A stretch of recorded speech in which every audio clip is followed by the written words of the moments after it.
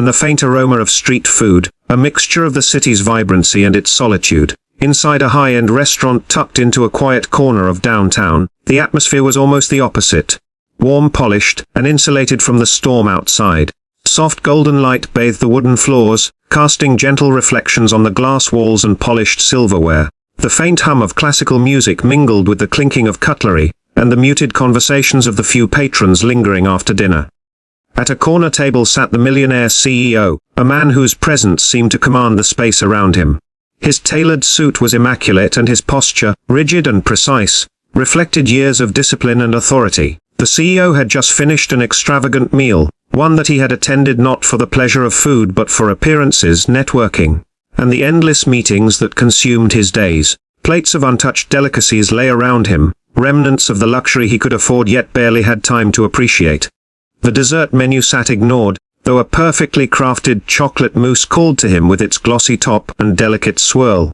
He reached for it absent-mindedly, then hesitated, his mind already racing through the schedule of the evening. Calls with investors, strategy meetings, financial reports demanding his attention before tomorrow's board meeting. There was no time for indulgence, even in this rare moment of quiet after the chaos of the day.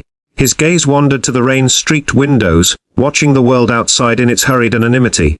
And then, something caught his eye. A small figure at the entrance of the restaurant. A little girl no older than 7, peered in from beneath a soaked coat, her tiny shoes leaving faint wet prints on the marble floor. She looked out of place, almost ghostly amid the golden warmth of the interior. Her clothes were worn, frayed at the edges, and her hair clung damply to her forehead, droplets of rain glistening like tiny beads. She carried the weight of hunger in her eyes, and her posture suggested both caution and hope. She scanned the restaurant, her gaze landing on the brightly lit interior, the stacks of food behind the counter, and finally settling hesitantly near the vending machine at the back. The CEO felt a tug in his chest he could not immediately explain.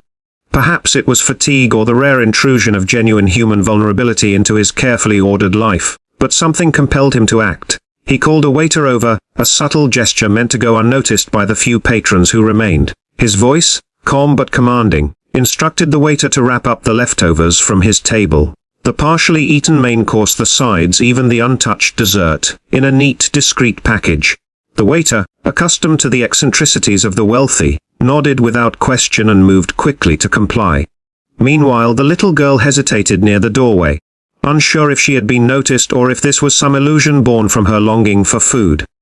She had learned caution in the streets, the lessons of avoidance and mistrust hard-earned over months of navigating a world that rarely offered kindness without expectation. Her small hands fidgeted, and she clutched the edge of her coat tighter, as she stepped tentatively onto the first wet tiles, the sound of her shoes barely audible over the faint music and the gentle hum of the heating system. The waiter the carefully wrapped package, and extended it toward the girl.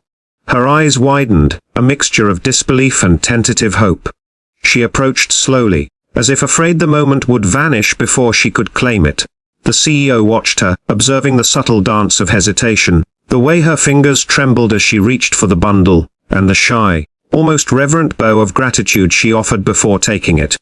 She cradled it against her chest like a fragile treasure, the crumpled brown wrapping seeming to hold the promise of warmth and sustenance. For a moment, the restaurant seemed to fall into stillness. The soft patter of rain outside became a distant whisper, and the world narrowed to this single small act of giving. The CEO leaned back in his chair, his eyes following her as she turned toward the door, unsure of what he expected to happen next. He imagined her disappearing into the shadows of the rain-soaked street, her figure shrinking as she moved, blending into the anonymity of the city.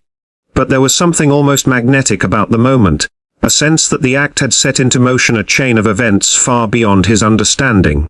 Outside, the little girl's steps were cautious at first, then quicker as she felt the warmth of the food in her arms, a tangible reminder that she was seen, acknowledged and valued, even if only for a fleeting moment. She balanced the package carefully, wary of spilling anything, and kept her eyes on the ground as she moved through puddles and splashes. The world of wet streets, neon reflections, and distant traffic noise seemed vast and overwhelming. Yet in her hands, she carried a small piece of hope, a signal that kindness could still exist amid struggle. Back inside, the CEO sat alone, the hum of the restaurant returning around him. He felt an unexpected lightness, a flicker of something he had not felt in years. For all his wealth, power, and control over vast enterprises, this moment of connection felt more significant than any board meeting, contract negotiation or investment deal. It was a reminder, subtle but powerful, that life's impact often came from the smallest gestures, and that the human heart, when touched even briefly, could ripple outward in ways no ledger or balance sheet could capture.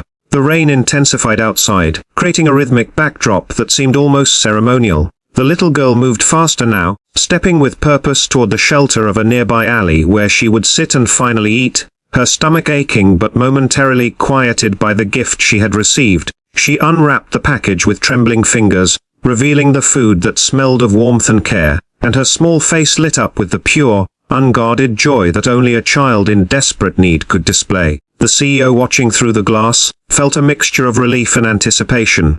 He could not yet know that this small act of giving, a gesture so simple, so fleeting, would have consequences far beyond this rainy evening, touching lives in ways that would ultimately circle back to him in ways he could never have imagined. The restaurant's lights reflected off the wet glass as the girl disappeared into the shadows, her small figure swallowed by the night. The CEO sat back, considering the moment, feeling a subtle shift within himself. He had offered nothing more than leftovers, yet the encounter felt significant, almost prophetic. In that fleeting interaction, the world seemed both enormous and intimate, full of potential for unexpected connections. The warmth from the act lingered, as if the simple human exchange had created a spark in the night, a thread of hope weaving through the chaos of the city, and into the lives of both giver and receiver. Time moved on inside the restaurant. The other diners had left, the rain continued to fall, and the city outside thrummed with life. Yet within that quiet corner the CEO remained seated, his thoughts lingering on the small girl who had accepted his gift with humility and wonder. The act was simple, almost trivial in the grand scale of his wealthy existence, yet it carried weight. A reminder that even amidst the complexities of power, money and influence, there existed moments of pure humanity, fleeting but potent. He could not know what lay ahead, but he felt an intuition, a faint awareness that the girl, her gratitude, and her courage would somehow return to him in ways he could not yet see. And as the night deepened, with rain blurring the city into a watercolor of lights and shadows, the CEO understood, perhaps for the first time in years, that influence and power were not always measured by contracts and profits, but by the simple uncalculated acts of kindness that ripple outward unseen, and return in ways most extraordinary and unexpected.